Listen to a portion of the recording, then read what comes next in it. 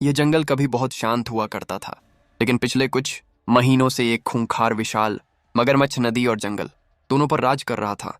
वह सिर्फ भूख के लिए नहीं, बल्कि अपने मजे के लिए जानवरों को मारता था।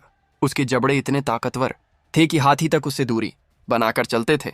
जंगल के सभी जानवर डर के साथ हर सुबह कोई ना कोई जानवर गायब हो जाता था। एक दिन एक माँ बंदरियां अपने दो नन्हे बच्चों के साथ फल ढूंढने नदी के पास आ जाती है। वह बच्चों को पेड़ पर बैठाकर खुद नीचे फल तोड़ने लगती है, लेकिन तभी पानी में हलचल होती है। अचानक वही भयानक मगरमच्छ झाड़ियों से निकलता है। पल भर में वह पेड़ पर चढ़ते बच्चों को अपने जबड़े में जकड़ लेता है। माँ बंदरियां चीखती रह जाती हैं, लेकिन उसके सामने उसकी दुनिया उजड़ चुकी होती है। उसकी चीख सुनकर वहां एक मादा हाथी पहुंचती है।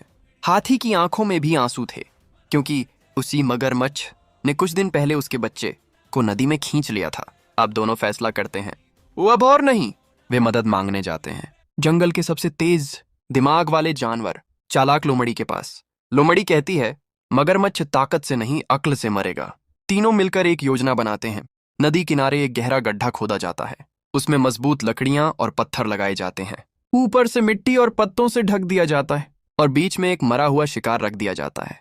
कुछ देर बाद शिकार की बदबू सूंघता हुआ वही खूंखार मगरमच्छ वहां आता है। लालच में आगे बढ़ते ही धड़ाम वह सीधे गड्ढे में गिर जाता है।